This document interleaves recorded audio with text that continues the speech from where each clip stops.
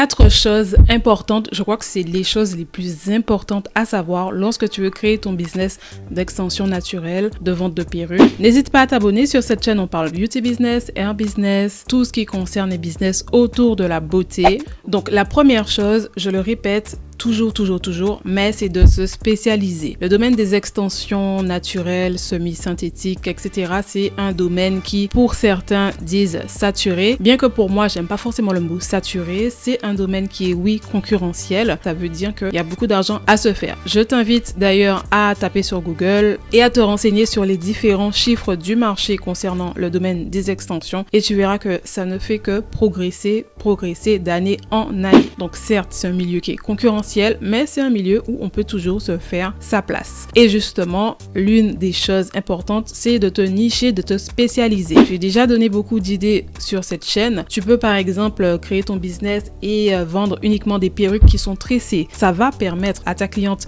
de gagner du temps, d'être bien coiffée, pour autant de pouvoir changer de coiffure si elle le veut. Aujourd'hui, elle a une perruque lisse. Demain, elle achète ta perruque qui est pourquoi pas avec des locks, pourquoi avec des nattes, avec des grosses nattes ou des petites nattes ou des tresses, etc. Il n'y a pas que ça forcément, tu peux par exemple créer un site où tu vends que des perruques qui sont courtes et tu vas par exemple vraiment axer ta communication, ta publicité un petit peu avant les grandes vacances et tu vas dire sur le fait que voilà, avec ces perruques là, vous n'aurez pas chaud, c'est facile à mettre, facile à poser, etc. Ou encore tu peux dédier un site où tu proposes uniquement des mèches colorées, des mèches blondes. Je pense que tu as compris, l'important c'est de te spécialiser dans un domaine et de ne pas vendre tout simplement tout parce que tout le monde vend déjà tout. Donc si toi tu peux te spécialiser, te nicher dans un domaine bien précis pour que tu sois le leader, en tout cas que tu fasses partie des premiers dans ton créneau. Ici là elle ne propose que des perruques tressées donc avec des nattes, ok, donc là ce sont des tresses, là ici des nattes. Donc la plupart du temps pour ce genre de perruques en fait ce sont les personnes qui achètent des perruques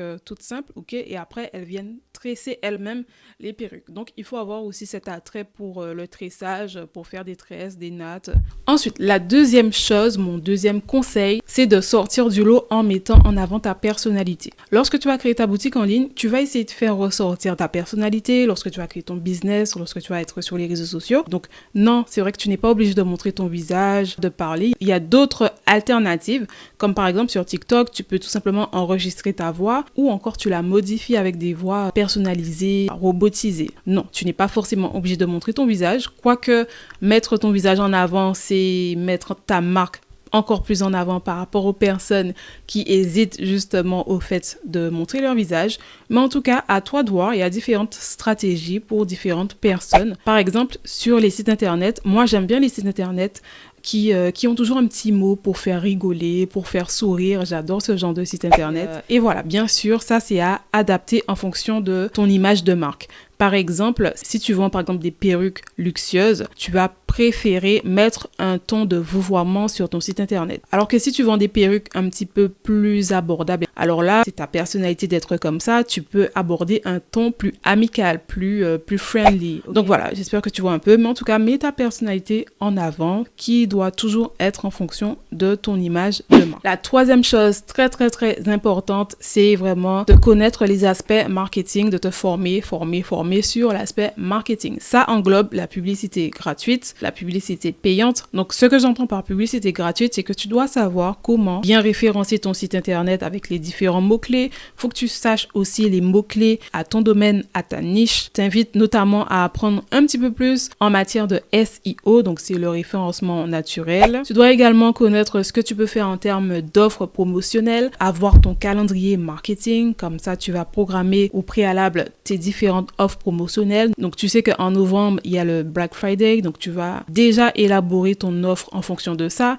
Tu sais que par exemple en février, c'est la Saint-Valentin, en juin, ce sera la fête des mères, ensuite la fête des pères, etc. Je t'invite à par exemple faire ton calendrier marketing. Tu vas recenser les différentes promotions que tu souhaites faire, le message que tu veux faire passer, etc. Tout ça, ça englobe le marketing en fait. Quel angle marketing toi-même tu vas créer ton business? Et après, concernant la publicité payante, te renseigner sur les plateformes qui sont le plus adéquates pour ce business, les avantages, les inconvénients. Enfin, la quatrième chose à ne pas négliger, c'est de regarder ce que fait la concurrence. En plus de regarder ce que fait la concurrence, tu dois analyser ce que fait la concurrence. Donc, par exemple, encore une fois, si tu dis que voilà, tu souhaites créer ton business et proposer des perruques qui sont tressées, tu vas rechercher différents sites internet qui proposent déjà des perruques qui sont tressées. Tu vas noter ces sites internet et tu vas les décortiquer. Tu vas regarder le nom de boutique qu'ils choisissent, tu vas regarder les tranches de prix, tu vas noter leurs tranches de prix, tu vas regarder quelle est leur politique d'expédition, leur politique de livraison, leur politique de retour. Tu vas également regarder comment ils ont fait leur site internet, comment ils communiquent sur leurs réseaux sociaux, est-ce qu'ils font du marketing par email, donc le fait de capturer les adresses mail, d'avoir une base de données et ensuite d'envoyer des emails aux personnes. Donc pour ça, c'est simple, tu vas sur les sites internet et tu t'inscris, tu t'abonnes tout simplement aux newsletters de ces sites-là et tu vas voir s'ils sont actifs par mail. Vraiment, l'idée, c'est de ne pas simplement que de regarder ce que fait la concurrence, mais c'est d'analyser, de noter ce qu'ils font de bien,